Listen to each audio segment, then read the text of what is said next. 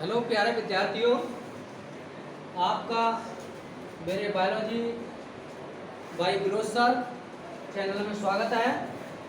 आज हम class 11th का अध्याय 4 प्राणी जगत का अध्ययन करेंगे, यानी एनिमल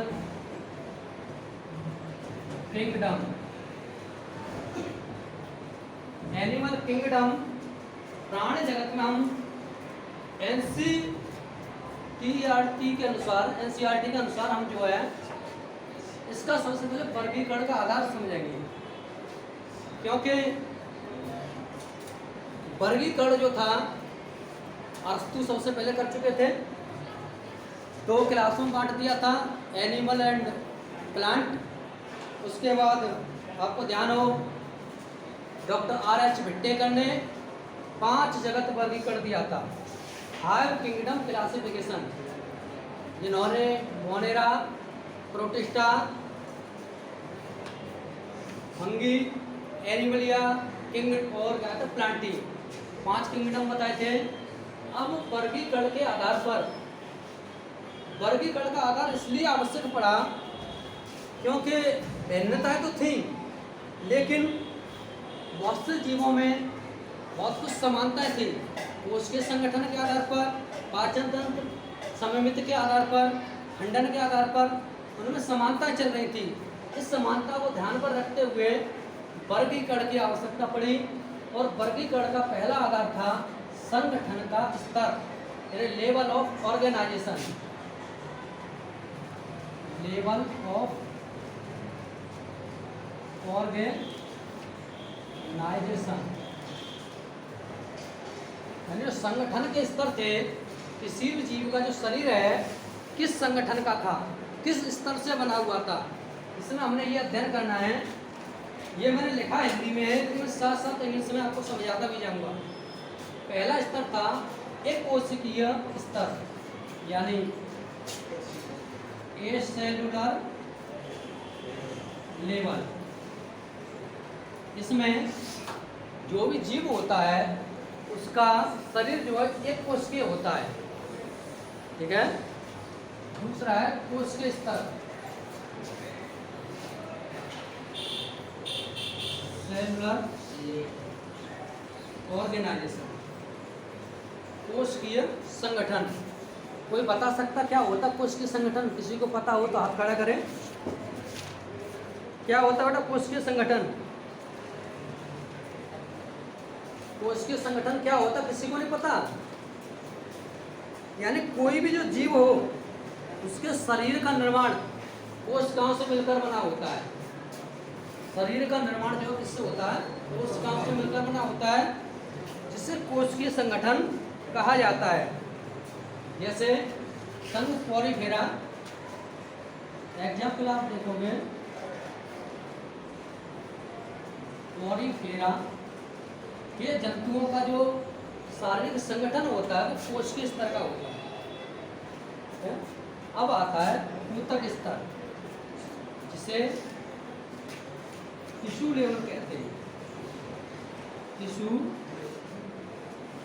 लेवल यानी जीवधारी का जो शरीर का जो निर्माण होता है वो ऊतक स्तर का होता है। कोशिका से आगे ऊतक स्तर का होगा। इसमें आपका एग्जाम्पल संघ सीलेंट्रेटा, सीलेंट्रेटा संघ के जंतुओं का अध्ययन किया जाता है। उनका स्तर जो होता है बॉडी का वो ऊतक लेवल होता है। अब आता है अंग, ऑर्गन लेवल, ऑर्गन लेवल। यानी इसमें क्या होता है कि जो भी जीव होता है उसके शरीर का निर्माण ऊतक से मिलकर अंग बनता है, और उसका जो शरीर का स्तर होगा अंग स्तर का होगा। यानी उसका जो स्तर होगा वो अंग स्तर का होगा, और उसमें आपका जो है अंग स्तर में प्लेटी एलिमेंट आता है। एग्जाम्पल प्लेटी एलिमेंट मिल्खीज, यानी टीनियास वाले जो जंतु है उसका जो शरीर का स्तर होता है, संगठन जो स्तर होता है वो अंग लेवल का होता है। अब आता है अंग लेवल, अंग तंत्र में ऑर्गन सिस्टम लेवल। अब कोशिका से ऊतक बना, ऊतक से अंग बना, अंग के मिलने से अंग तंत्र बना। यानी इसमें क्या होता है कि जब कई अंग आपस में मिलकर अंग तंत्र बनाते हैं और जीव के शरीर का निर्माण जिससे होता है अंग तंत्र लेवल का होता है। जैसे इसमें आपका अपना एग्जाम्पल है मनुष्य।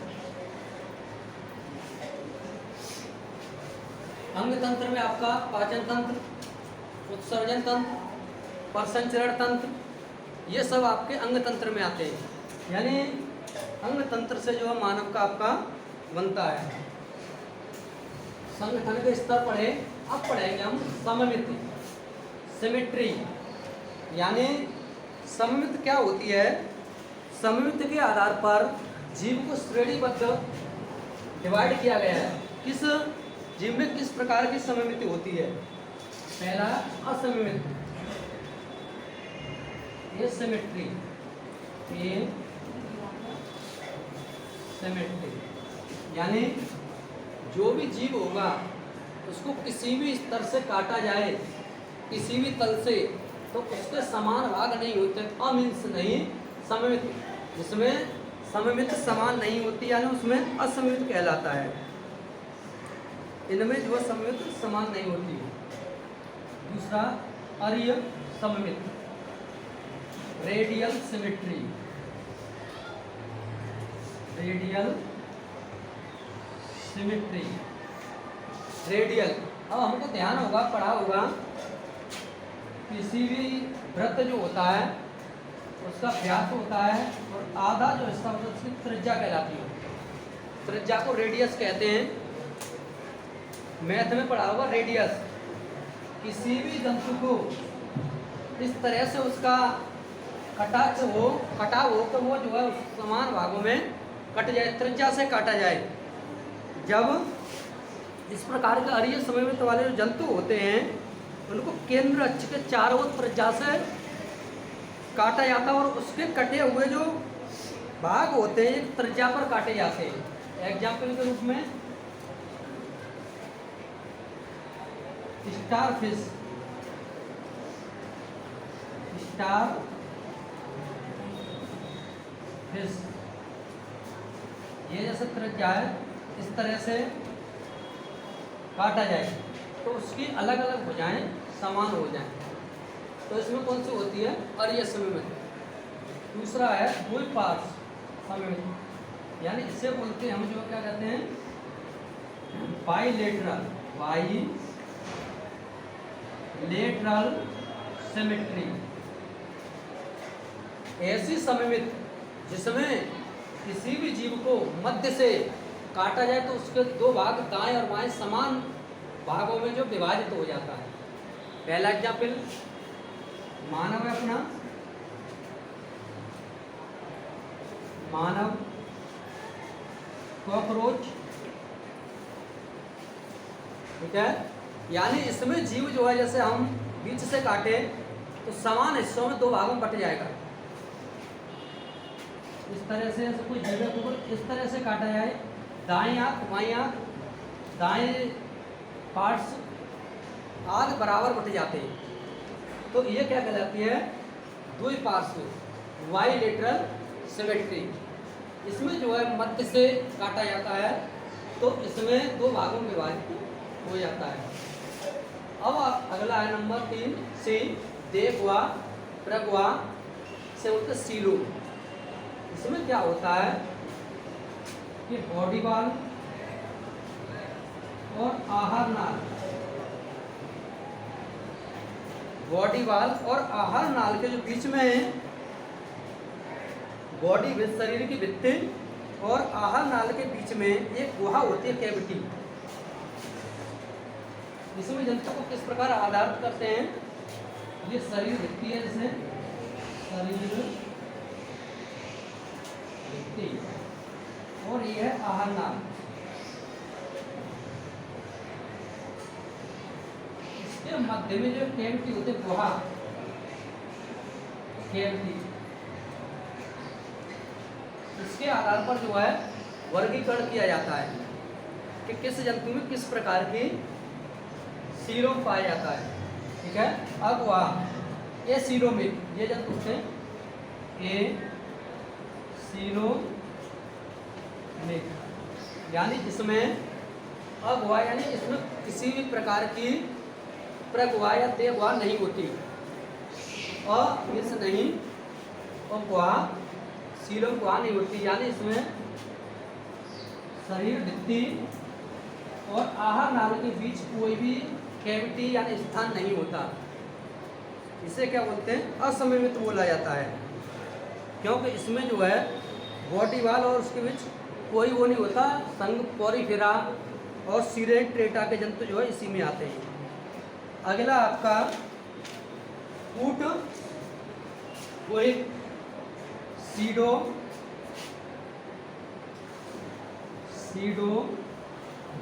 सीलोमिक,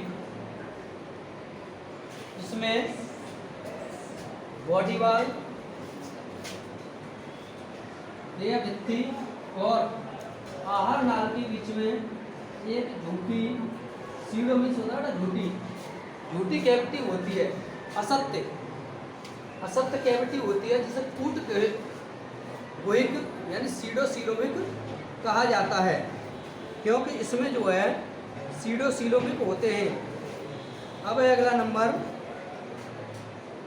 प्रगुआ सीलो, यानी इसमें जो है कैविटी उपस्थित होती है। अब नंबर डी खंडी भवन सेगमेंटेशन बोलते हैं, यानी जंतु को खंड के आधार पर विभाजित करना, अखंडीय इसे बोला जाता है अनसेगमेंटेड, यानी जीव जो है उसका शरीर जो है खंडों में विभाजित नहीं होता, उसका शरीर जो है खंडयुक्त नहीं होता। एग्जाम्पल पोरीफेरा और सीलेन ट्रेटा। अब है अवास्तविक नॉन मेटामेरिक, इसमें जो है जंतु का शरीर खंडों में तो होता है लेकिन वास्तविक खंड नहीं होते, उसका शरीर जो है अवास्तविक खंडों में विभाजित होता है। जैसे आपका प्लेटी एलिमेंथी, टीनिया सोलियम, गीताकृमि जिसे बोला जाता है, इस तरह से उसमें खंड होते हैं जिन्हें जो है अवास्तविक खंड कहते हैं, नॉन मेटामेरिक। वास्तविक खंड मेटामेरिक, इसमें जो है जंतु जो है वास्तविक खंडों में विभाजित होता है और पूरा शरीर जो खंडों से मिलकर बना होता है। शरीर यहाँ 3 भागों में बटा होता है, सिर, वक्ष और उदर। सिर में विभाजित होगा, वक्ष में होगा और उदर में होगा। ये जो है 3 भागों में विभाजित होता है। इस प्रकार के जंतु संघ एनिलिडा और आर्थ्रोपोडा के अंतर्गत आते हैं। एग्जाम्पल संघ एनिलिडा और आर्थ्रोपोडा।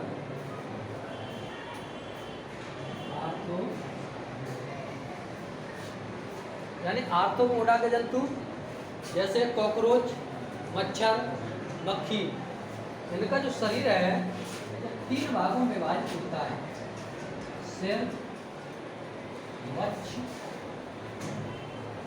उदर, यानी हेड, थोरेसिस और एब्डोमेन 3 भागों में विभाजित होता है। इसको क्या कहा जाता है, वास्तविक खंडन यानी मेटामेरिक। विद्यार्थियों, वर्गीकरण का आधार ये एक चार्ट के अनुसार मैंने समझाया। इस चार्ट का विस्तृत अध्ययन किताब से और एनसीईआरटी के अनुसार पढ़ेंगे, एक बार और पढ़ेंगे जब आपके समझ में अच्छा आएगा। क्योंकि प्राण जगत में अभी हमें संघों का भी अध्ययन करना है कि कौन कौन से संघ हैं। कि संघ और फिर आपका सिलेंट्रेटा है, एनिलेटा है, आर्थ्रोपोडा है, प्लेटी एलिमेंटीज है और इकाइनोडर्मेटा है। इन संघों के हमें लक्षण पढ़ने हैं। ये संघ पॉरीफेरा में पूछता है कि आप 5 लक्षण बताइए, कौन कौन से एग्जाम्पल हैं। एग्जाम्पल सहित कि संघ पॉरीफेरा में जैसे स्पॉन्जिला, साइकोन, संघ पॉरीफेरा के आपके जो लक्षण हैं ये एग्जाम्पल हैं पॉरीफेरा में स्पॉन्जिला और साइकोन। इनका जो है आपको लक्षण पढ़ने विस्तृत रूप से। सिलिट्रेटा में कौन सा जंतु पाया जाता है, जैसे हाइड्रा, और इससे पहले आपको इनका तो कौन कौन से इनके लक्षण हैं, इस लक्षण के आधार पर जो है इनको सिलिट्रेटा में रखा गया है। इसी प्रकार अकशेरुकी के अतिरिक्त कशेरुकी जंतुओं को भी पढ़ना है कि कशेरुकी जंतु में को कौन कौन से वर्गों में विभाजित किया गया है। सुपर वर्ग में क्लास में विभाजित किया गया है कि मछली, मेढक और आपके जो है मानव, वर्टिब्रेट या अवर्टिब्रेट इसमें आते हैं। परसंचरण तंत्र आगे पुस्तक रक्त परसंचरण तंत्र जो है कितने प्रकार का होता है।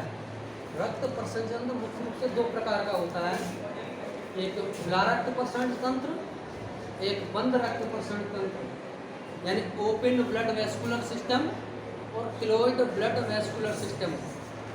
क्लोइड यानी बंद रक्त प्रसरण वह होता है जिसमें रक्त जो है सिरा और धमनियों यानी वाहिकाओं में बहता है, और खुले में जो है उसमें वाहिकाएं उपस्थित नहीं होती। इसी के आधार पर शीत रुधिर जंतु, वार्म ब्लडेड, कोल्ड ब्लडेड जंतुओं का अध्ययन करना है। और इस चैप्टर में विस्तृत रूप से काफ़ी बड़ा है तो हमें विस्तृत रूप से इसमें अध्ययन करना है।